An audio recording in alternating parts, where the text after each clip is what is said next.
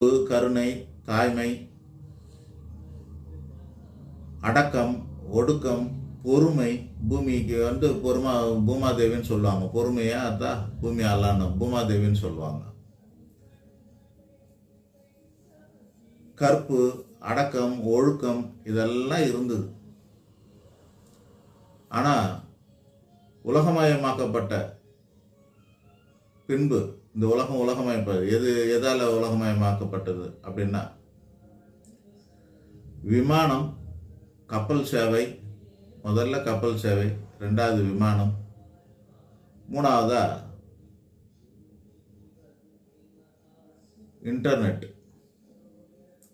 இப்படி ஒன்றா வரும்போது அடுத்த நாட்டில் என்ன நடக்குதுங்கிறதெல்லாம் நம்ம தெரிஞ்சுக்க ஆரம்பிச்சிட்டோம்.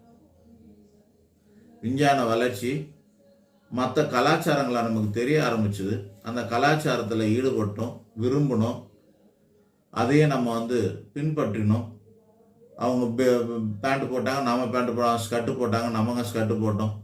இந்த மாதிரிலாம் நமக்கு பிளாக் அண்ட் ஒயிட் படத்துலேயே நம்ம அதெல்லாம் பார்த்துருக்குறோம். 60க்கு முன்னாடி வந்த படங்கள்லேயே மேலை நாட்டு கலாச்சாரத்தை பற்றிலாம் சினிமாலாம் நம்ம பார்த்துருக்குறோம்.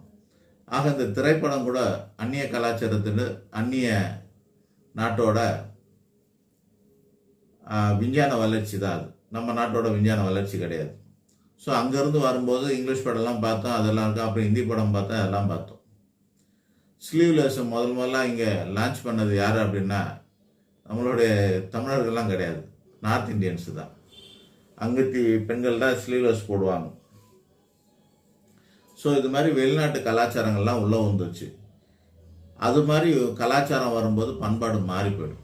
நாகரிகம் தான் முதல்ல. நாகரிகம் வந்தோடனே கலாச்சாரம் மாறுது, கலாச்சாரம் மாறுவதோடனே பண்பாடும் மாறி போயிடுது.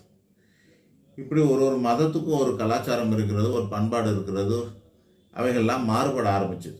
அதனால் இங்கேயும் சில பேர் பெரியார் காலத்துக்கு அப்புறமானு கூட சொல்லிக்கலாம்.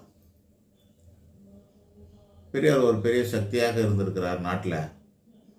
அது நல்ல சக்தியாக கெட்ட சக்தியான்னு நீங்கள் முடிவு பண்ணிக்கோ. ஆனால் பெண் உரிமைங்கிறதுக்கு நிறைய பேர் பண்ணிட்டாங்க. பெண் உரிமை இல்லை, உடன்கட்டை ஏறுதலுங்கிறதெல்லாம் ஒழிச்சு கட்டினவர் ராஜாராம் மோகன் ராய்ன்னு சொல்லக்கூடியவர். நார்த் இந்தியாவில் சதின்னு சொல்லுவாங்க அந்த ஊரில். நம்ம ஊரில் உடன்கட்டை ஏறுதல். அப்படியேப்பட்ட சூழ்நிலையெல்லாம் மாற்றி கொடுத்துருக்கார். அதெல்லாம் பெரிய சாதனையாக தெரில.